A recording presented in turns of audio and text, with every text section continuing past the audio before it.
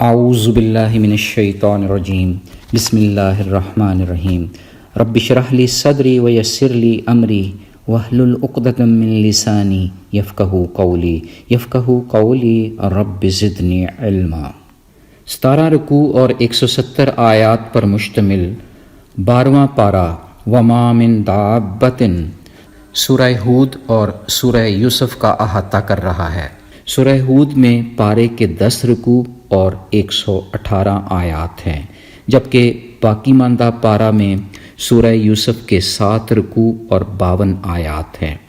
اس پارے کو میں نے ڈیوائن لاز یعنی ربانی قوانین کا نام دیا ہے۔ پارے میں دیے گئے مختلف پیغمبروں کے واقعات سے یہ ثابت ہو رہا ہے کہ قانون فطرت بدلتے نہیں، سب کے سب خوبصورت ڈیوائن لاز توحید سے منسلک ہیں۔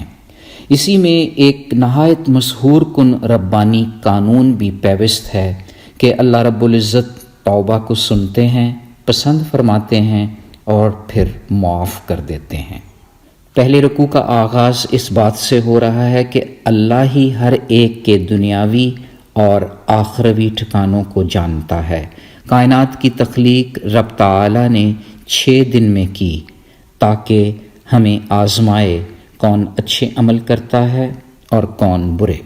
16 آیات پر مشتمل دوسرے رکوع میں انسان کی ناشکری کا ذکر ہے، اس کے فخر کرنے کا بیان بھی موجود ہے، مگر خیر ہے ان لوگوں کے لیے جو صبر کرتے ہیں، نیک کام جاری رکھتے ہیں۔ رکوع میں اللہ رب العزت دعویٰ سے فرماتے ہیں کہ کلام پاک جیسی 10 صورتیں ہی بنا کر دکھلاؤ، ناکامی کی صورت میں مان جاؤ کہ قرآن اللہ کے علم سے اتارا گیا ہے۔ رکوع میں یہ بھی واضح ہو رہا ہے کہ طالب دنیا کو دنیا تو مل جاتی ہے، مگر اللہ تعالیٰ پر بہتان باندھنے والوں کا عبرتناک انجام ہوتا ہے۔ خوبصورت سوال یہ بھی اٹھایا جا رہا ہے کہ کیا اندھے بہرے دیکھنے اور سننے والے برابر ہو سکتے ہیں؟ تیسرے رکوع میں حضرت نوح علیہ السلام کا اپنی قوم سے مکالمہ پیش کیا جا رہا ہے۔ قوم نوح نے عذاب الہی کو خود ہی دعوت دی، اور پھر یہ کہ حضور پاک صلی اللہ علیہ وآلہ وسلم پر قرآنی آیات گھڑنے کا الزام لگایا۔ چوتھے رکوع میں حضرت نوح علیہ السلام کی دعا کا ذکر ہے، انہیں کشتی تیار کرنے اور اس کشتی میں ہر جاندار کا جوڑا سوار کرنے کا حکم دیا جا رہا ہے۔ اللہ کے نام کی برکات کا ذکر بھی اسی رکوع میں ہے، سلامتی کی بشارت بھی دی جا رہی ہے۔ اس رکوع میں گزشتہ واقعات کا بیان کرنا آپ صلی اللہ علیہ وآلہ وسلم کی نبوت کی واضح دلیل ہے۔ 5ویں رکوع سے یہ روشنی مل رہی ہے کہ اللہ رب العزت نے قوم عاد کی طرف ہود علیہ السلام کو توحید کی تبلیغ کے لیے بھیجا۔ مومن صرف اللہ تعالیٰ پر ہی توکل کرتے ہیں، انہیں نصیحت کی کہ اپنے پروردگار سے معافی مانگو اور اسی سے توبہ کرو۔ مسلسل انکار پر ہولناک آندھی کے عذاب کی شکل میں خمیازہ بھگتنا پڑا۔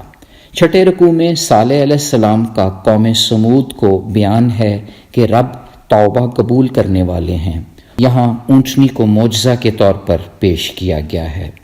7ویں رکوع میں ابراہیم علیہ السلام کے پاس فرشتوں کی آمد اور ان کی مہمان نوازی کا ذکر ہو رہا ہے۔ بڑھاپے میں اولاد کی خوشخبری سنائی جا رہی ہے۔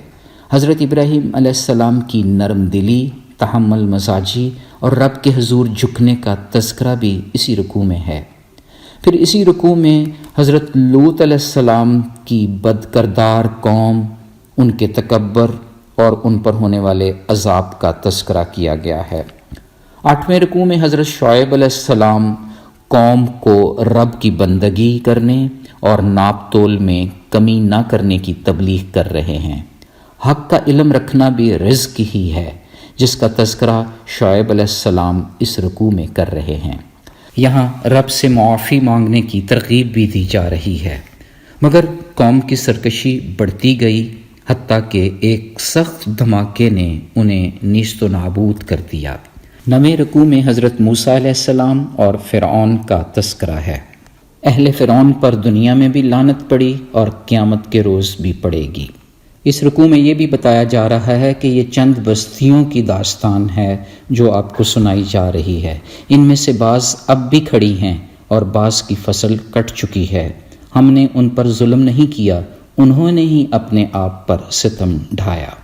یہ قانون فطرت ہے کہ رب جب کسی ظالم بستی کو پکڑتا ہے تو پھر اس کی پکڑ ایسے ہی ہوا کرتی ہے۔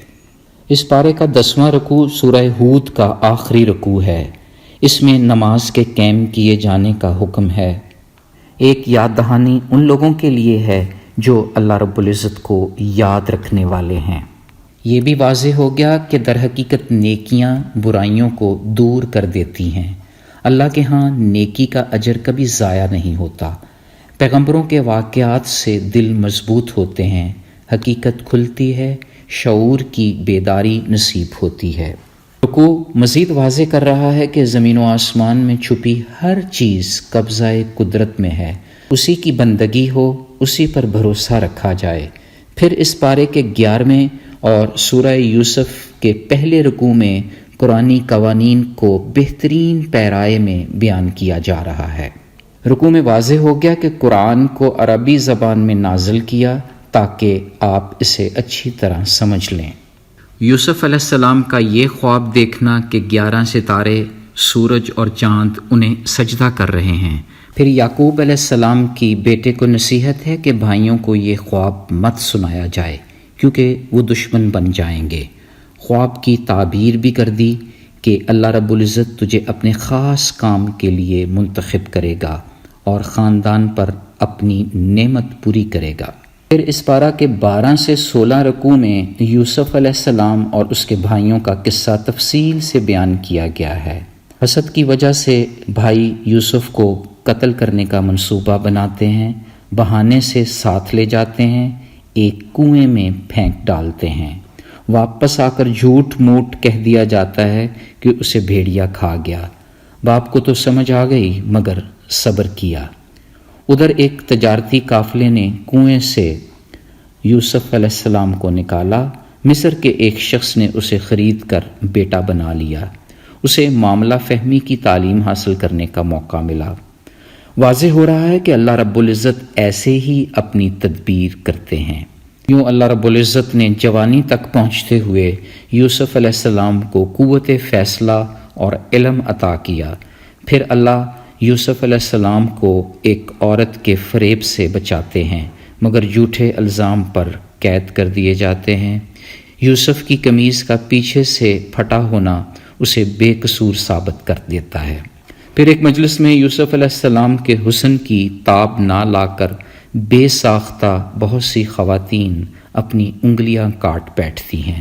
پھر انہی رکوع میں حضرت یوسف علیہ السلام کی دعا کا بھی ذکر ہے۔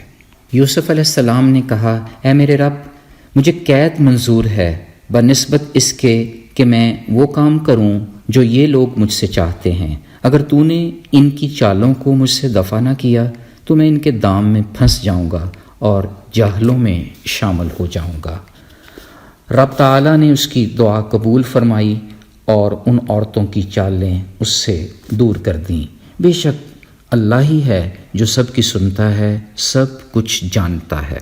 پھر قید میں یوسف علیہ السلام کو 2 غلاموں کے ملنے کا واقعہ ہے جن کے خوابوں کی درست تعبیر بھی بتائی گئی۔ پھر کافی مدت بعد بادشاہ وقت کے خواب کی تعبیر بھی یوسف علیہ السلام نے کی۔ آپ کی سچائی بھی سب کو عیاں ہو گئی۔ قانون فطرت ہے کہ جو لوگ خیانت کرتے ہیں اللہ ان کی چالوں کو کامیابی کی راہ پر نہیں لگاتا۔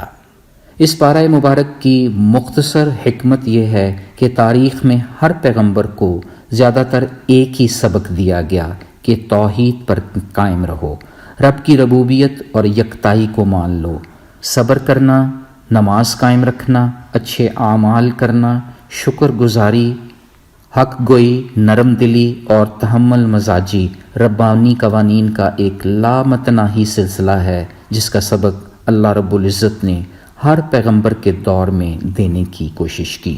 پیغمبروں کے ان خوبصورت واقعات سے دل کو تقویت ملتی ہے اور حقیقت عیاں ہو جاتی ہے۔ یہ راز بھی کھل گیا کہ نیکیاں برائیوں کو دور کر دیتی ہیں۔ ایک سنہرا قانون فطرت ہے کہ عقل کے اندھے اور بہرے اللہ کے نور سے دیکھنے اور سننے والوں کے ہرگز برابر نہیں ہو سکتے۔ اللہ رب العزت سے خلوص دل سے دعا ہے کہ وہ ہمیں حضرت نوح علیہ السلام جیسی ثابت قدمی، حضرت ہود علیہ السلام کی توحید کی سپرٹ، حضرت صالح علیہ السلام کی سی ہمت، حضرت ابراہیم کا سا ایمان، حضرت شعیب علیہ السلام کی سی بندگی عطا فرمائے، اور یہ کہ حضرت یوسف علیہ السلام جیسی دانش اور معاملہ فہمی کی توفیق عطا فرمائے۔ سب سے بڑھ کر یہ کہ ہم محمد مصطفیٰ صلی اللہ علیہ وآلہ وسلم کی سیرت پر عمل پیرا ہو کر اپنی دنیا اور عاقبت سنوار سکیں۔ اے کریم مولا، ربانی قوانین کی روشنی میں جیسا تو ہمیں دیکھنا چاہتا ہے ویسا ہی بنا دے، آمین یا رب العالمین۔ سبحان ربک رب العزت عما یصفون وسلام علی المرسلین والحمد للہ رب العالمین۔ فی امان اللہ، اللہ حافظ۔